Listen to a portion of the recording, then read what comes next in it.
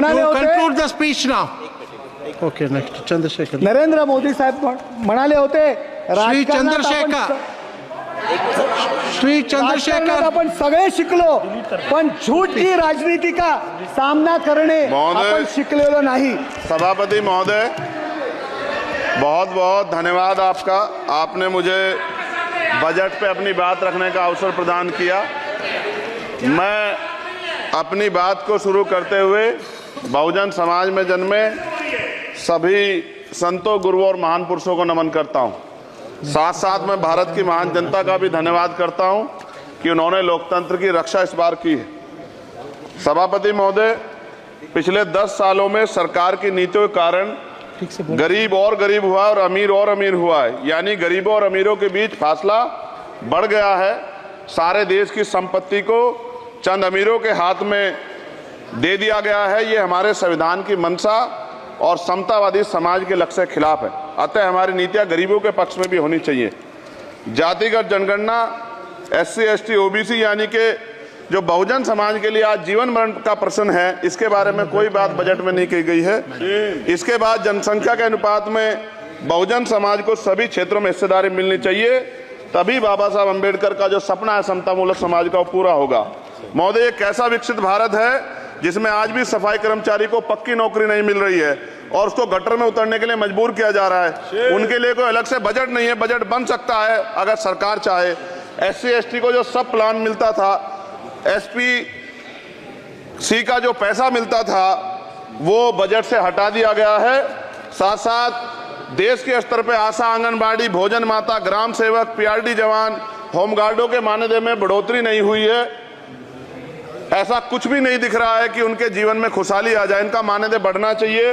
विधवा, वृद्धा, विकलांग पेंशन प्रत्येक महीने 500 रुपए से बढ़ाकर 5000 रुपए की जानी चाहिए, क्योंकि महंगाई बढ़ रही है।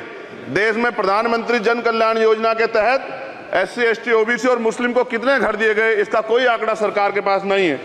देश में इसी तरह SC, ST, OBC के लिए कितने परिवारों को शौचालय की व्यवस्था कराई गई।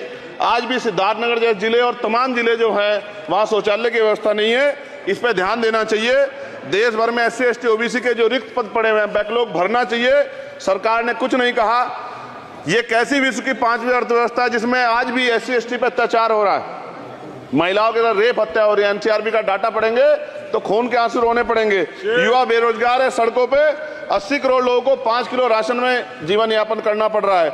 जो बजट SC, ST को मिलता है, मेरे दाएं तरफ जो साथी बैठे उनको बुरा लगेगा, कर्नाटक में 14,732 करोड़ रुपए इन्होंने दूसरी योजना में लगा दिए, और मध्य प्रदेश में आपने 95 करोड़ रुपए जो है दूसरे बजट में लगा दिए। हमारा जो मिलता है उसको तो मत छीनो भाई। MSP की लीगल गारंटी कोई बात नहीं हुई है। किसानों को जो 6,000 रुपए मिलते हैं उसको बढ़ा के 12,000 रुपए करना चाहिए, और फसल बीमा जो है उसका सारा प्रीमियम सरकार भरे, किसानों पे बोझ ना लगे। रिजर्वेशन प्रमोशन में लागू नहीं किया गया, पुरानी पेंशन को बहाल नहीं किया गया, इस पर चर्चा नहीं हुई। देश में मनरेगा समय न्यूनतम मजदूरी की दर 700 रुपए होनी चाहिए। समान काम समान वेतन पॉलिसी लागू होनी चाहिए। जो रसोई की चिंता करते हुए 500 रुपए प्रति सिलेंडर से ज्यादा के दाम नहीं होने चाहिए, जो महिलाओं को राहत मिल सके। बिजली के दामों में भी कमी होनी चाहिए। बेरोजगार युवाओं को 5,000 रुपए भत्ता मिलना चाहिए, जो बेरोजगार युवा जो है अपनी पढ़ाई या अपना खर्चा उठा सके।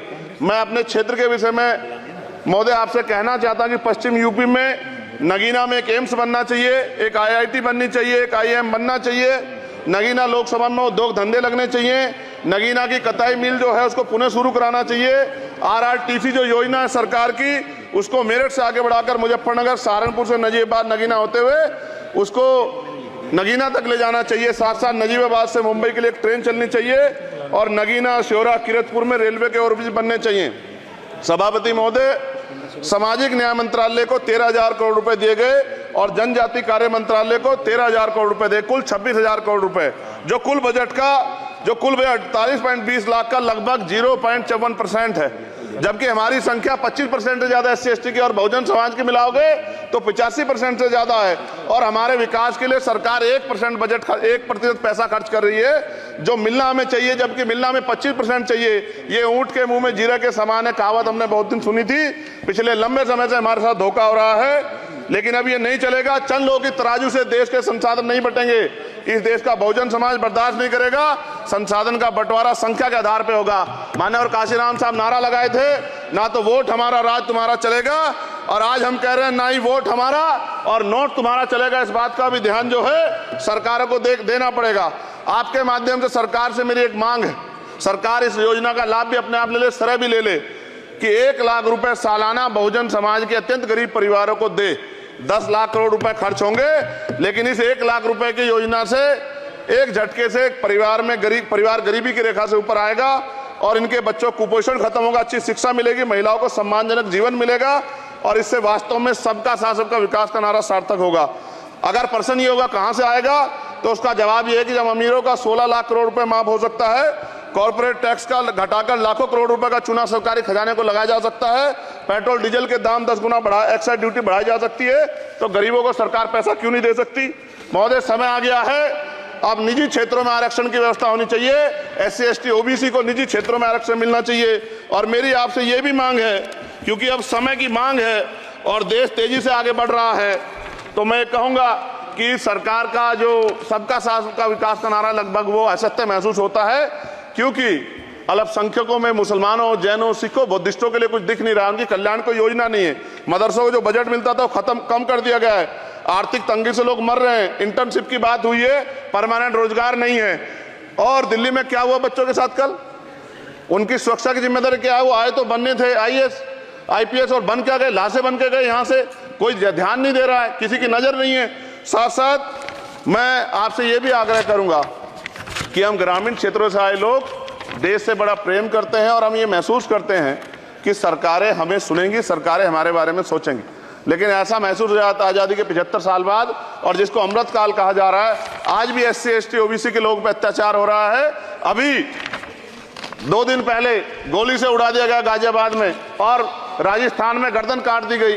ये घटनाएं देख कर डर लगता है, घर से निकलते हुए भी कि आने घर वापस लौटेंगे नहीं लौटेंगे। तो मेरा सरकार से आग्रह है, अगर आज़ादी के 75 साल बाद भी हमारी हत्या हो रही है, तो हमारी मां को भी दर्द हुआ होगा जब उसने हमें पैदा किया होगा, हमारी बहनों को भी हमारे खोने का दर्द होता होगा। कैसी कानून व्यवस्था है आपकी, सब कुछ है आपके पास, फिर भी जो है महिलाओं पर रेप नहीं रोक पा रहे हो, हत्याएं नहीं रोक पा रहे हो, गरीबों, दलितों, पिछड़ों, किसानों, मजदूरों की जान नहीं बचा पा रहे हो। किसान सुसाइड कर रहा है, नौजवान सुसाइड कर रहा है, और बड़ी बड़ी बातें होती हैं, इधर भी अच्छे लोग हैं, इधर भी अच्छे लोग हैं, लेकिन अच्छाई तब होगी जब जमीन पे भी कुछ काम दिखाई देगा। और जमीन पे महोदय कोई काम दिखाई नहीं दे रहा है। जब कोई योजना की बात आती है तो सरकार हमसे मुंह मोड़ लेती है। आप बताइए, एजुकेशन का बजट कम कर दिया, हेल्थ का बजट कम कर दिया। मैं अपने क्षेत्र में गया तो आप विश्वास कीजिए, डॉक्टर नहीं है, स्कूल में मास्टर नहीं है, और कोई भर्ती ऐसी नहीं जिसका पेपर लीक नहीं होता है। तो देश किस तरफ जा रहा है और इसमें नौजवानों का भविष्य क्या है, इसके बारे में हमें चिंता करनी चाहिए। और अंत में अपनी बात को खत्म करते हुए मेरा आपसे आग्रह और आपके माध्यम सरकार से आग्रह है कि यहाँ बाहर बाबा साहब अम्बेडकर की मूर्ति लगी हुई थी एक, वो करोड़ों लोगों की आस्था से जुड़ा विषय है, और आप विश्वास करो इतना गुस्सा है उसको लेके।